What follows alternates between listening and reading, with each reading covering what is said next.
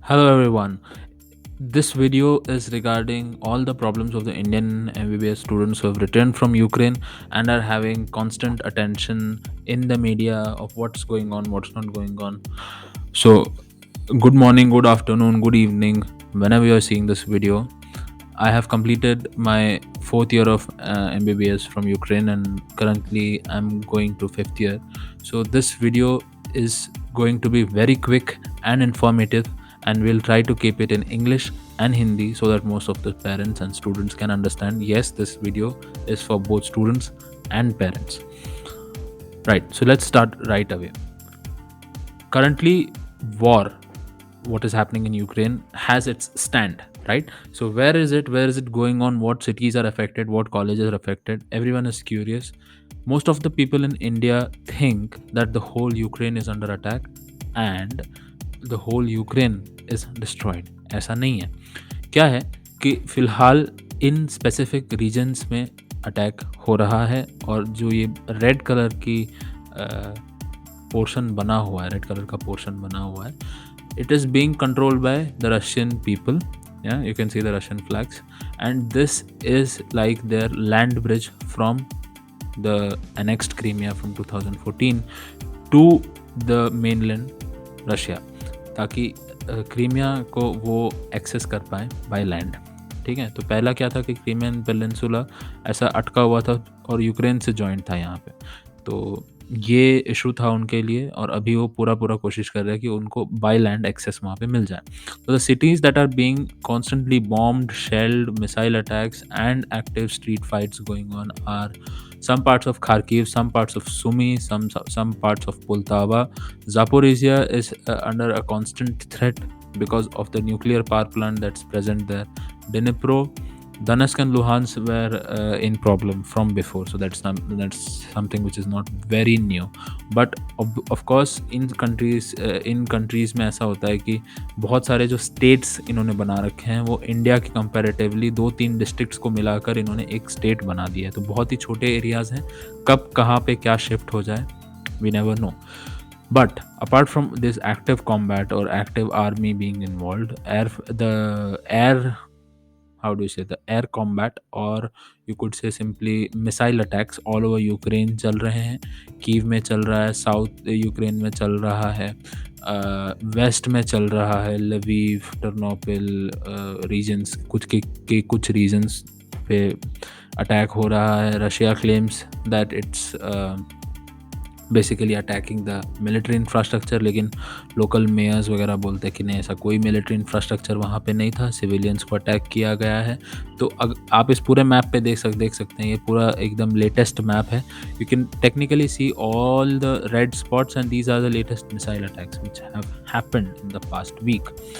तो वैसे देखें तो सेफ नहीं है पूरा यूक्रेन, थोड़े पैचेस हैं, लेकिन वो एक्चुअल में इकोनॉमिकली उनको वायबल नहीं है कि वहाँ पे वो वॉर करे और वहाँ से उनको कुछ फैसिलिटीज़ मिले, राइट. तो apart from what's happening exactly in the war, now we must focus on the whole academic thing जो हमारे पास है, कि यूनिवर्सिटीज़, एनएमसी क्या बोल रही है, यूनिवर्सिटीज़ क्या बोल रही है, और हमारे लिए ऑप्शंस क्या है. तो ये वीडियो स्पेसिफिकली इन्हीं चीज़ों के बारे में है, क्योंकि बहुत सारे लोग ट्राई कर रहे हैं कि बच्चों को मैनिपुलेट किया जाए, पेरेंट्स को मैनिपुलेट किया जाए, अच्छे बनने की कोशिश करते हैं, और फिर उनको ऐसे एडवाइसेस दे रहे हैं, ऐसे टाइम में उनको बिज़ी रख रहे हैं कि वो प्रैक्टिकली और प्रैक्टिकलिटी क्या है वो सोच भी नहीं पा रहे, राइट. तो एक्चुअल में फ़िलहाल कंडीशन क्या है? Almost all universities in Ukraine will come to this conclusion or have already come to the conclusion. क्या conclusion है? First one is study online as it is, जैसे कोविड टाइम में चल रहा था. जब तक यूक्रेन में चीज़ें नॉर्मल नहीं हो जाती तब तक आप ऑनलाइन पढ़िए. और there is an option where in they say आप ऑफलाइन आइए, जैसे कुछ सिटीज़ जो सेफ हैं जहाँ पे बॉम्बिंग नहीं हो रहा है, they are like come to Ukraine via a third country which is neighboring us, probably Poland, Hungary, Romania, Moldova, anywhere. और by land आप यूक्रेन एंटर कीजिए, यहाँ पे सब सेफ है, और अगर आपको ऑफलाइन पढ़ना है तो आप पढ़ सकते हैं. दिस इज़ नॉट अभी, this is technically in somewhere in September or a week or two before September 1st. Academic mobility करके एक नया प्रोग्राम ये सब यूनिवर्सिटीज़ ला रहे हैं और प्लान कर रहे हैं। व्हाट एकेडमिक मोबिलिटी क्या है? बहुत ही सिंपल शब्दों में अगर हम समझाएँ तो एकेडमिक मोबिलिटी एक्चुअल में एक प्रोग्राम है जो यूक्रेन के कॉलेजेस उनके पार्टनर यूनिवर्सिटीज़ के साथ कर रहे हैं। कैंपस उनके पार्टनर यूनिवर्सिटी का होगा किसी दूसरे देश में, फॉर एग्ज़ाम्पल उज़्बेकिस्तान मान लीजिए। तो उज़्बेकिस्तान में कोई एक कॉलेज है, यूक्रेन का कोई एक कॉलेज है, तो ये दोनों पार्टनर्स हैं। तो यूक्रेन के कॉलेज का स्टाफ और स्टूडेंट्स उज़्बेकिस्तान जाएँगे, वहाँ पे पढ़ेंगे, पढ़ाएँगे और जब वॉर वगैरह सब हो जाएगा तो वापस आ जाएँगे। इसमें चैलेंजेस क्या है कि वीज़ा, रहना, खाना और वहाँ के कॉलेज का फ़ीस प्लस माइनस हो सकता है। और ये पूरा एकेडमिक मोबिलिटी का कॉन्सेप्ट ही बहुत बच्चों के लिए नया होगा, टाइम लगेगा इसको समझने में और इसको प्रैक्टिकली इन इफ़ेक्ट लाने में। फ़िलहाल हमारे जो एपेक्स मेडिकल बॉडी है इंडिया में, एनएमसी, उसका क्या कहना है? प्री क्लिनिकल सब्जेक्ट्स आप ऑनलाइन पढ़ सकते हैं, लेकिन उसके साथ-साथ आपको ऑफ़लाइन सपोर्ट, ऑफ़लाइन क्लासेस या फिर अटेंडेंस ज़रूरी हो सकती है और उसको आपको डॉक्यूमेंट भी सबमिट करना होगा। क्लिनिकल सब्जेक्ट्स किसी भी हाल में आप ऑनलाइन पढ़ नहीं सकते हैं, जो कि इनका कहना सही है। डॉक्टर कोई ऑनलाइन नहीं बनता, पेशेंट्स देखना ज़रूरी है, एक्सपीरियंस करना ज़रूरी है और बहुत सारी चीज़ें हैंड्स ऑन एक्सपीरियंस के साथ ही सीखा जा सकता है। ट्रांसफ़र्स के बारे में बहुत सारा कन्फ्यूजन है, थोड़े देर बाद ट्रांसफ़र्स पे आते हैं। और ministry of external affairs doctor Jaishankar जो हैं, वो बात कर रहे हैं बहुत सारे लोगों से, बहुत सारे कंट्रीज़ से बात कर रहे हैं कि बच्चों का ट्रांसफ़र हो करके मीडिया में रिपोर्ट्स आए हुए हैं। जो बच्चों को यूपी इलेक्शंस के दौरान एकदम बहुत ही ब्रांडिंग करके ऑपरेशन गंगा के तहत बच्चों को लाया गया, ये तक बोला गया कि वॉर रुकवा के बच्चे आए हैं, वही बच्चे आज एनएमसी के सामने प्रोटेस्ट कर रहे हैं, गेट थपथपा रहे हैं, माइक लेके खड़े हो रहे हैं, वहाँ पे प्रोटेस्ट पे बैठ रहे हैं कि सर प्लीज़ हमको इंडिया में अकोमोडेट करें। बहुत सारे कंट्रीज़ ने कर दिया, बट आप एज़ इंडियन सिटीज़न्स यहाँ पे अकोमोडेट कर सकते हैं। लेकिन एनएमसी का 4 महीना हो गया, कोई भी ऐसा गाइडलाइन या फिर कुछ भी ऐसा अकोमोडेशन के ऊपर नहीं आया है। जो फ़िलहाल के एनएमसी के नॉर्म्स हैं वो ये हैं कि आप कोर्स ड्यूरेशन को ध्यान में रखिए, 54 मंथ्स का आपका ट्रेनिंग होना चाहिए। यूनिवर्सिटी और कंट्री का जैसे एमसीआई का एक एमसीआई अप्रूव्ड लिस्ट करके जो था वो स्क्रैप कर दिया गया है। जब से एनएमसी आया है कोई भी कॉलेज को वो एंडोर्स नहीं करता। ट्रांसफ़र्स पॉसिबल हैं। ट्रांसफ़र्स का क्या सीन है कि जो भी एनएमसी के अंडर, मतलब 2020-21 में जो एनएमसी ने गैज़ेट बनाया है, जो ये एफएमजीई गैज़ेट करके आया है 18 नवंबर 2021 में, ये एनएमसी ने बनाया है। लेकिन जो पुरानी बॉडी थी MCI, it made screening test regulations 2002। तो जिन्होंने भी 2021 से पहले एडमिशन लिया है वो सब 2002 के एक्ट के अंडर आते हैं और 2002 के एक्ट में ट्रांसफ़र्स के बारे में कोई भी क्लॉज़ नहीं है और यही चीज़ उन्होंने रेक्टिफाई करके 2021 में क्लॉज़ डाला है, व्हिच मीन्स 2021 में जिन्होंने भी एडमिशन लिया है उनको ट्रांसफ़र अलाउड नहीं है, उससे पहले वाले को अलाउड है, but they have to match other criterias which are mentioned in screening test act 2002 या फिर स्क्रीनिंग टेस्ट रेगुलेशन 2002, राइट। तो अभी अकोमोडेशन इन इंडिया का जो पूरा प्लान चल रहा है, कैंपेन चल रहा है, बहुत सारे बच्चे परेशान हो रहे हैं, ऐसे पोर्ट्रे किया जा रहा है कि that is the only option possible and that should be the only option possible is very intriguing। बहुत सारे बच्चे इसके अगेंस्ट हैं, बहुत सारे बच्चे इनके सपोर्ट में हैं। बहुत सारे बच्चे पेरेंट्स ने एसोसिएशन भी बना लिया है, जो भी 18,000 19,000 की पॉपुलेशन रेस्क्यू की गई थी उनमें से कुछ ग्रुप्स आए हैं। You can say parents association of Ukraine medical return students, IUSF, Indo Ukrainian student front, save Ukraine students, Indian medical association जो कि एक इंडिया की ही एक बॉडी है, और बहुत सारे जो कॉन्ट्रैक्टर्स हैं जो अलग अलग कॉलेजेस में डील करते थे, they are also trying their level best to accommodate students in India. But again various contractors में जो इंडिया में एडमिशन दिलाना चाहते हैं उनसे कहीं ज़्यादा ऐसे लोग हैं जो बाहर ट्रांसफ़र्स के लिए बात कर रहे हैं, और इंडिया में हो सकता है कि कुछ लोग ना चाहे कि बच्चों को इंडिया में एडमिशन मिले। सबको हटाकर अगर हम देखें तो बात आता है कि पेरेंट्स जो हमारे हैं, what do they want? Of course all parents want their children to be near, be accessible whenever there is a requirement, be available whenever there is a home function या festival. All parents need the same thing and every child is a gem for their own parents.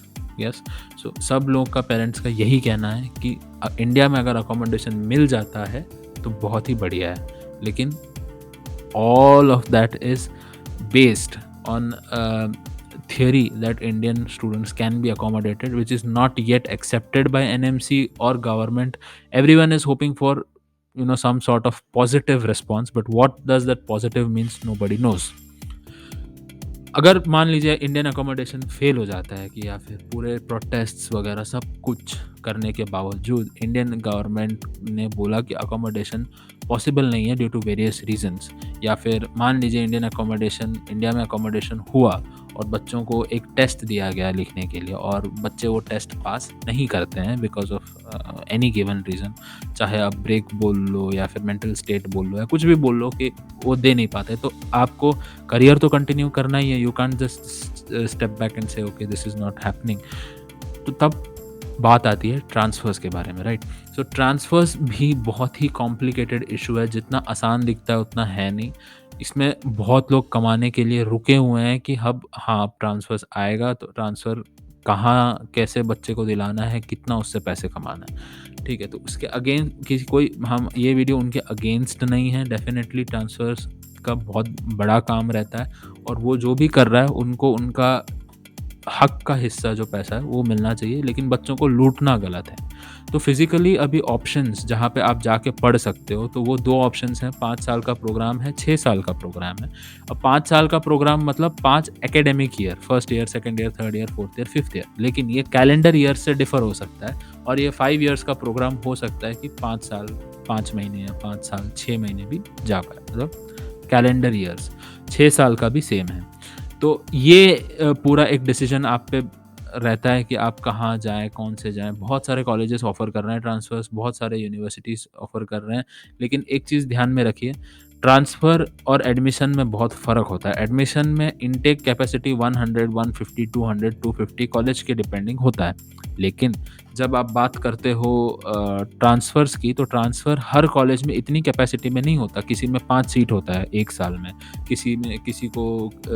किसी college में 10 सीटें होती हैं, किसी college में 50 सीटें भी हो सकती है अगर उन्होंने सीट का कैपेसिटी बढ़ा दिया है, किसी कॉलेज में 1 ही सीट हो सकता है. तो अभी अगर आपको ट्रांसफ़र लेना ही है तो you have to be very specific and apply for all the things that are possible to get to know कि आप कहाँ जा सकते हो. फ़िलहाल सब चीज़ों को हटाकर आपको एक चीज़ लेना है, वो है डिसीजन. आपको इस मोमेंट पे करना क्या है? Do you want to stick with the accommodation in India thing? If you stick to it, you have to face the consequences and the benefit if you are accommodated or if you are not accommodated. लेकिन you'll have to wait for all these things. If you are not accommodated, the process that you have to start for transfer gets postponed by one semester. क्यों? क्योंकि जब भी आप transfer के बारे में बात करते हैं वो एकेडमिक ईयर के स्टार्ट होने के 20 या 25 दिन पहले प्रोसेस ख़त्म कर देते हैं. तो जहाँ एकेडमिक ईयर सितंबर में शुरू हो रहा है तो ट्रांसफ़र यूजुअली 15 अगस्त से पहले ख़त्म हो जाता है. उसके बाद वो लेंगे तो वो प्रोसेस नहीं कर पाएंगे बहुत सारी चीज़, इसीलिए वो अवॉइड करते हैं. तो आपके पास टाइम बहुत कम है और अगर आपको ट्रांसफ़र्स के बारे में सोचना है तो आपको अभी से शुरू करना पड़ेगा. तब तक आप क्या कर सकते हो, बहुत सारे फ्री रिसोर्सेज हैं, कॉलेजेस हैं, मेडिकल हॉस्पिटल्स हैं, मेडिकल सेंटर्स हैं. हर जगह जहाँ पे भी आपको कुछ भी रिसोर्स मिल रहा है पढ़ने के लिए वो आप ग्रैस्प करके अपना स्टडीज़ कंटिन्यू कर सकते हैं. क्योंकि अगर इंडिया में अकोमोडेशन की बात आई तो definitely they will test the knowledge, और तब आपके पास बहाना, मतलब देने के बावजूद बहाना ये नहीं होना चाहिए कि हम प्रिपेयर्ड नहीं थे. तो keep studying, good luck. And जो भी ये चल रहा है पॉलिटिक्स या प्रेसिडेंशियल इलेक्शंस या फिर कुछ भी जो चल रहा है इन सारे ग्रुप्स में या फिर कोई भी कहीं पे भी, ध्यान रहे कि सब ध्यान भटक रहा है. whatever you are aiming at is the security of your own bachelor's degree in medicine. whatever is necessary, please don't hesitate to do.